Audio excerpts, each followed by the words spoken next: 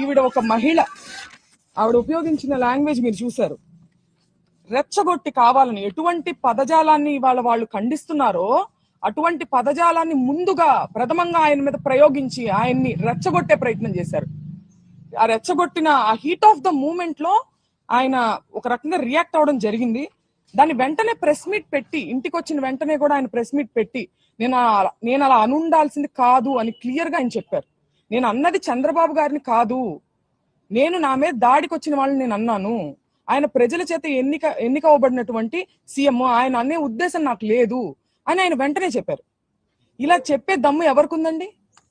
ఇంతకు ముందు చంద్రబాబు నాయుడు గారు, నేను రాజకీయాలు మాట్లాడాలని కాదు, నేను ప్రత్యక్ష రాజకీయాల్లో లేను, ఈ సందర్భంలో అది ప్రస్తావించాల్సిన అవసరం ఉంది, దానికి ఒక ప్రాముఖ్యత ఉంది. చంద్రబాబు గారు ఒక పబ్లిక్ మీటింగ్ లో మాట్లాడుతూ జగన్ గారిని ఉద్దేశించి ఆయన ఒక మాట అనడం జరిగింది, నీ పుట్టుకే తప్పుడు పుట్టుక అని.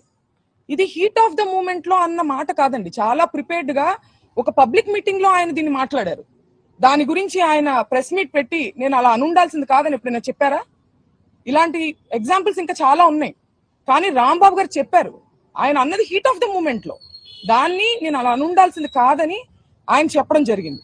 చెప్పిన తరువాత కూడా నేను లీగల్ కాన్సిక్వెన్సెస్ ఫేస్ చేస్తాను, నేను ఎక్కడే ఉంటాను, నేను ఎక్కడికి పారిపోను అని చెప్పిన తర్వాత కూడా ఒక ప్రజాస్వామ్యంలో, ఒక గవర్నెన్స్, ఒక లా అండ్ ఆర్డర్ ఉన్న స్టేట్ లో పోలీసుని పూర్తిగా నిర్వీర్యం చేసి విపరీతమైన దాడులు చేశారు. ఆయన మీద హత్యాయత్నం చేశారు. కత్తులు, కర్రలు. మా నాన్నగారు ప్రెస్ మీట్ ముగించుకుని ఆఫీస్లోకి వెళ్ళారు. ఇది అందరూ చూశారు. అక్కడ పోలీసులు, ప్రెస్ అందరికీ తెలుసు. ఇంట్లో లేడీస్ మాత్రమే ఉన్నామని కూడా తెలుసు. లేడీస్ ఉన్న ఇంట్లోకి మగవారిని మూకుమ్మడిగా పంపి, ఈ సందర్భంలో నేను గల్లా మాధవి గారిని అడుగుతున్నాను, ఇది మీకు ఏ నైతిక విలువ ఉందని చెప్పి మీరు క్షమాపణ కోరుతున్నారు అంబటి రాంబాబు గారి దగ్గర నుంచి?